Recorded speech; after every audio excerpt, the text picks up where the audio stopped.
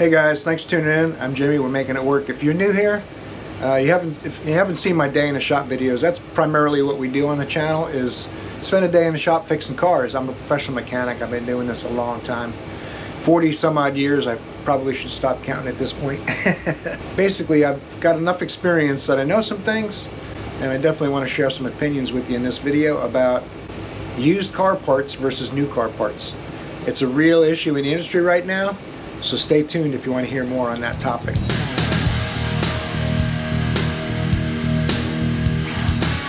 Alright guys, there's a lot of banter on the interwebs. People are complaining about the prices of used parts. I want to say that that's mostly driven by the quality of new parts. We've had so many issues with new parts where you'll spend time diagnosing an issue. You think you've nailed it, you get a new part, you put it in, it still doesn't work. So you chase your tail. Sometimes you can spend hours. Now you're testing wiring and modules and all kinds of other things because a sensor or a solenoid or something you put in doesn't work. And then you find out the part was defective. So now you've spent hours of your life second guessing yourself, trying to find out if something else is wrong. Maybe you missed something, redoing your diag, pulling your hair out. You can see that's what happens. And it's because of a defective part. Sometimes it can happen on a more expensive part. Most of the time it's because they got something cheap. I find that with the OEM, you might get 1 out of 30 parts that give you an issue, where in the aftermarket lately, it seems like 2 or 3 out of 5 are defective. I mean, it's getting pretty ridiculous. So the effect that that has had is made used parts more expensive, because honestly, I'm at the point now, I'd rather install a used part that's OEM rather than getting a replacement part that came from China and was made really cheap. Now, that doesn't mean, that's not a slight on China. China can make decent stuff. Everyone has different levels of materials they can, products they can make based on the manufacturer wants something made and they want a certain profit margin, and they can tell someone in China, make this jump box for me for $2, and China will do it. And then they'll sell it to you for $100, and people will complain that it's junk. But the problem is they can also make, when it costs them $40, that they can sell for $100, and they'll have less profit, but you'll get a better part or tool or whatever it might be. But the problem isn't necessarily that it's made in China. My point is, China will make it to their standards, and that's what you'll get. And that standard is pretty low lately. So now you go to the salvage yard to get parts instead. So the salvage yards quickly realize this and have raised their prices substantially. The price of everything's gone up, but that has gone up quite a bit, because that's your last resort, really. You either get an OEM aftermarket junk or a used part that's hopefully still okay. The problem is, if it's a 2010 and you're replacing it with another 2010 part, that part's got the same age, potentially could be bad as well. It's in the junkyard or salvage yard, they like to call it instead. So there's a lot of pros and cons to every decision you make in that regard. But the mechanic and the shop that are doing the work, they don't want to do it again and again and again, and they don't want to second guess themselves and wonder if they're headed down the right path. So it's just a tough thing. You got to really know your systems. You got to really be good at diagnosis, electrical, and all those kinds of things, so that you'll second guess yourself a little bit less, and you'll know that new part or used part you just put in is bad. But as far as the prices go, it's market demand. You know, cash for clunkers was at 2012 to 2016. They were just destroying cars left and right, filling engines with concrete so people couldn't get parts to keep their older cars on the road. They intentionally did that to get older cars off the road. So the price of used parts is going through the roof also because of that. So, you know, not to get political, but who you vote for matters. And if you don't like that kind of thing and you want to keep your old car, vote accordingly, because there are plenty of politicians that don't want you driving a car more than 5 or 6 years old. And who can afford to buy a new car every, 5 or 6 years? Most people don't.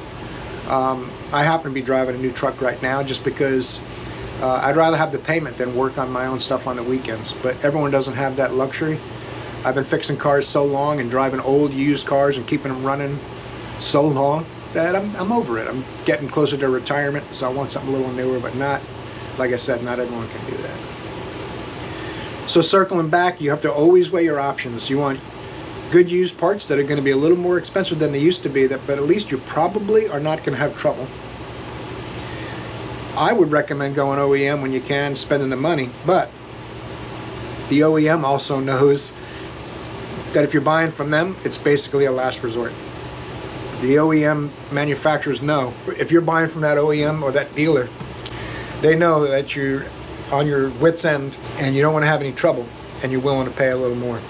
So their prices are really high because of that. There's no inexpensive, 100% reliable way out of the repair situation. Even new cars, you could buy a new car to avoid having these problems and have problems with your new car.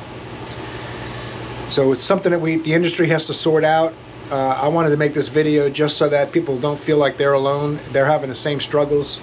There's a lot of vehicles in the shop that we'll work on them 2 or 3 times in the same month. We'll fix it, everything tests good, we send them down the road, and a week later they come back, the light came back on, that purge valve you just put in is defective. So it happens to all of us, you're not alone in that. And deciding between OEM, used, and aftermarket, it's really tough. We tend to do 90% aftermarket, maybe 95% aftermarket parts in the shop I work at. And it works out 60-70% of the time. That's not acceptable.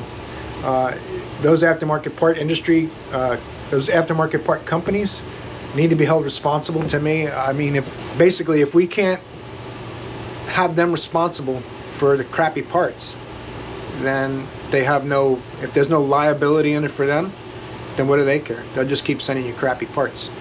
So if you run a shop and you're watching this video and you get a defective $30 part that costs your shop and the mechanic working on it an hour or 2 hours of their time, you need to get them to pay for that time. And you need to pursue it vigorously, because if you let it slide because it's easier to just let it go, then you're never going to improve the quality of those parts. Because me personally, I'm sure you probably agree, I would rather pay $48 for a sensor that works than $30 for one that doesn't. Holding them responsible and making them push the quality just a little higher and get these parts more reliable. I mean, you should have 99 out of 100 parts that are good, maybe more than that. When you have 6 out of 10 good and 4 out of 10 are bad, there's something wrong with that. The used parts versus aftermarket debate, I can understand why used parts are so high, because that's the way I'd rather go. And for me, you guys tell me in the comments what you think. For me, number 1, I want to get an OEM part. Number 2, I want to get a used part. And last is an aftermarket part. And I really think that the big chain store auto parts stores have done a serious amount of damage to the industry, because they're getting stuff as cheap as they can to undercut the OEM so that you'll buy their stuff instead. But now we're having so many problems that we got to reverse course a little bit on that, I think. You guys tell me what you think below. What's your experience with some of these aftermarket parts chain stores? You know, the ones I'm talking about. They'll pull codes and tell you it's a diag. Scan tools don't diag the car for you. Scan tools give you data, so a trained mechanic can diag the car with the data the scan tool provides. That's a separate video. So hope you guys got something from this video. Let me know in the comments below what you think, and torque the like button before you head out. I'd really appreciate it, and I hope I see you in the next video, because you're awesome.